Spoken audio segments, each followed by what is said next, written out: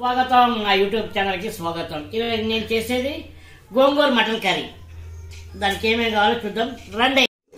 Kilo mutton అంటే ఇది ఇక గోంగూర, ఇది చిన్న మెంతుల కూర అండి. ఇది ఇక చిన్న మెంతుల కూర గోంగూరలోకి వేస్తే చాలా బాగుంటుంది.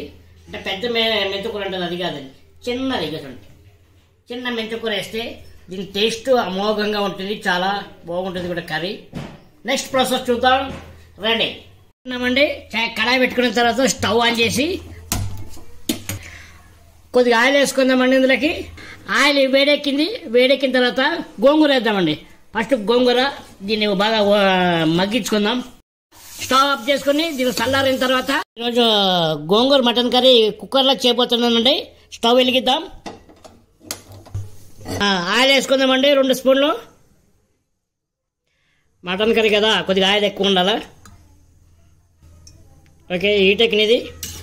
ఆయిల్ వేడెక్కిందండి. ఉల్లిపాయలు వేద్దాం. పచ్చిమిరకాయలు కూడా వేసామండి. మగ్గినాయండి, గోల్డెన్ కలర్ వచ్చినాయి. ఇప్పుడు ఈ టైంలో టమాటాలు వేద్దామండి. బాగుంటుంది. టమాటాలు మగ్గినాయండి. ఈ టమాటాలు మగ్గే టైంలో చిన్న మెంతం కూర వేద్దామండి. పోయే వరకు వేగినిద్దామండి. ఇది కొద్దిగా అల్లం పేస్ట్ వేద్దామండి. కూర వేసుకుందామండి. గోంగూర, టమాటో, అల్లం పేస్ట్ మొత్తం ఆ చిన్న మెంతి కూర మొత్తం ఈక్వల్గా ఉడికినిద్దామండి. నెక్స్ట్ చూద్దాం. ఉప్పు ఉప్పేద్దామండి దీనికి, ఎందుకంటే మసాలాకి ఉప్పు పట్టాలి. నేను ఒకటేసారి వేసుకున్నానండి కారం పొడి. 2 విధాలుగా వేసుకుంటాను, 2 సార్లు వేసుకుంటాను. ఫస్ట్ సారి ఇది టైం కూడా వేసుకుంటా. అలా ఒక్కొక్క స్పూన్ వేసుకుంటా. కారం పొడి స్పూను,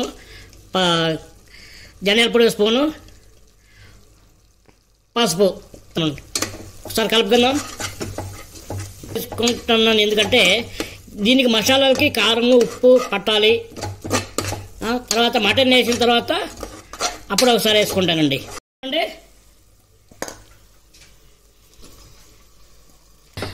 మటన్ మొత్తం ఒకసారి కలుపుకుందామండి. ఒకసారి నీరు బయటకు వచ్చే వరకు మామూలుగా ఉడికిద్దామండి. మటన్ నీళ్ళు అన్నీ బయటకు వచ్చిన తర్వాత ఇంకా కారం పొడి ఉప్పు వేసి అప్పుడు కుక్కర్కి పెడదామండి. ఇప్పుడు చిన్న మూత పెట్టుకుందామండి. ఇది ఓకే, మటన్లో నీరు బయటకు వచ్చింది చూడండి. నీళ్ళు వేసుకుందామండి. ఇప్పుడు మనకి తగినన్ని నీళ్ళు వేసుకుందాం. ఓకే, ఈ టైంలో ఉప్పు కారం చెక్ చేసుకుందామండి ఒకసారి. ఉప్పు సరిపోయిందండి. కారము కొద్ది ధనియాల పొడి వేసుకుందామండి. 1 స్పూన్ కారం పొడి అండి, 1 స్పూన్ ధనియాల పొడి అండి. కొద్ది కరివేపాకు ఎక్కువ వేసుకుందామండి. మటన్ మసాలా వేద్దామండి. ఇప్పుడు వేసుకున్న తర్వాత కలుపుకుందాం. ఒకసారి కలుపుకొని మూత పెడదామండి. ఒక 6 విజిల్ వచ్చే వరకు పెట్టుకుందామండి. ఒకవేళ ఉడకపోతే ఇంకో 2 విజిల్ ఎక్స్ట్రా పెట్టుకుందాం.